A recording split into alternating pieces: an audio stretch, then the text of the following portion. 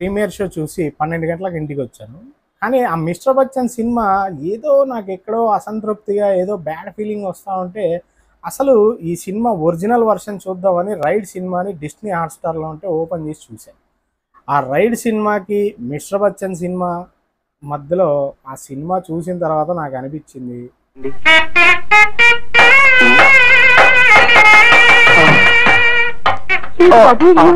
ఇలాంటి ఫీలింగ్ వచ్చిందనమాట.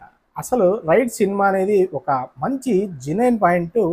హిందీలో చాలా అద్భుతంగా ఒక్కటే స్ట్రైట్ పాయింట్‌ని ఎలాంటి కమర్షియల్ హంగులు, ఫైట్స్ ఇట్లాంటివి లేకుండా ఒరిజినల్ స్టోరీని చాలా ఒరిజినల్‌గా చెప్పారు.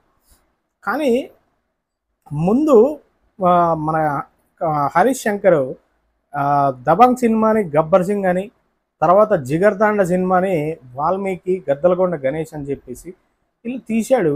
ఆ సినిమాలు చూసినప్పుడు ఓకే, రీమేక్ డైరెక్టర్గా అంటే తెలుగు వాళ్ళకి ఏం కావాలి, కమర్షియల్ హంగులు ఎలా చేయాలి అనేది మంచి రీమేక్ డైరెక్టర్ హరీష్ శంకర్ అని ఆ సినిమాలు చూసినప్పుడు నాకు ఆ ఫీలింగ్ కలిగింది. కానీ ఈ సినిమా చూసినప్పుడు కేవలం కమర్షియల్ హంగులు తప్ప ఈ సినిమాలో స్టోరీ అనేది చూపించడానికి హరీష్ శంకర్ ఎక్కువ ట్రై చేయలేదేమో అనిపించింది. ఎందుకంటే సినిమాలో స్టోరీ స్టార్ట్ అవ్వడమే 'మిస్టర్ బచ్చన్'లో ఇంటర్వెల్ తర్వాత స్టార్ట్ అవుతుంది. అంటే బిఫోర్ ఇంటర్వెల్ ఒక 5 మినిట్స్ ముందు సినిమాలో స్టోరీ అనేది స్టార్ట్ అవుతుంది.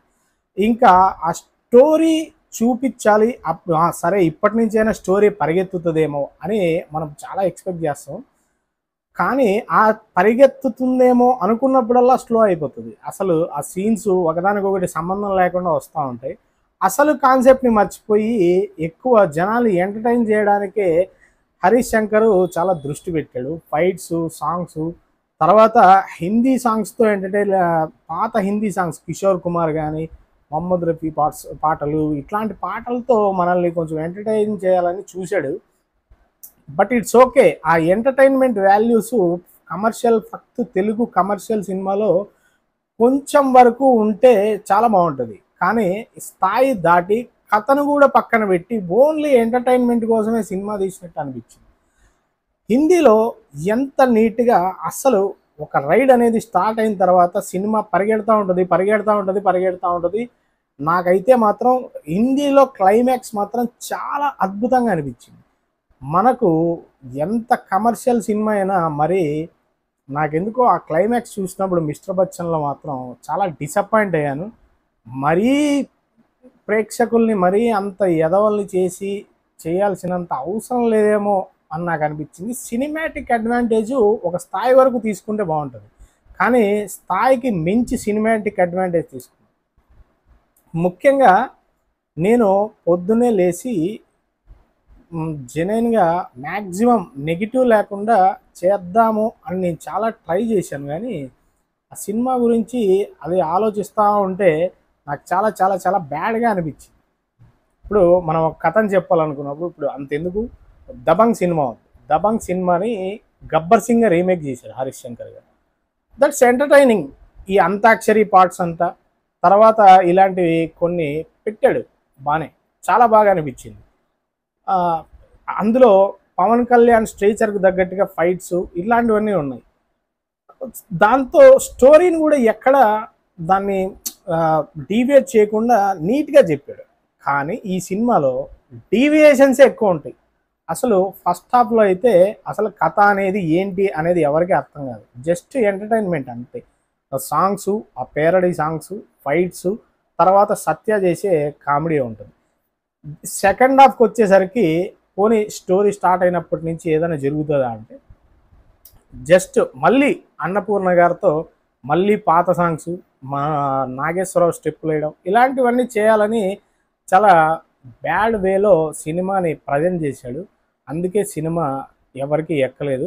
ఇంకో విషయం ఏంటంటే మన దగ్గర విషయం తక్కువ ఉన్నప్పుడు కొంచెం ఎక్కువ కాంట్రవర్సీల జోలికి, ప్రెస్ మీడియాల జోలికి వెళ్లకుండా ఉంటేనే చాలా బెటర్ ఏమో అని నాకు అనిపించింది. ఎందుకంటే పొద్దున్నుంచి నేను కూడా రివ్యూస్ చూస్తున్నాను. మరీ చెప్పుకునేంత బ్యాడ్‌గా లేదు కానీ వన్ టైం వాచబుల్ 'రవితేజ' అభిమానులు. ఎందుకంటే ఇందులో పాటలు బాగున్నాయి. హీరోయిన్ చాలా గ్లామరస్‌గా ఉంటుంది. తర్వాత మనల్ని ఆ ఓల్డ్ సాంగ్స్ కొన్ని బాగా ఎంటర్టైన్ చేస్తాయి. సత్య కామెడీ చాలా బాగుంటుంది.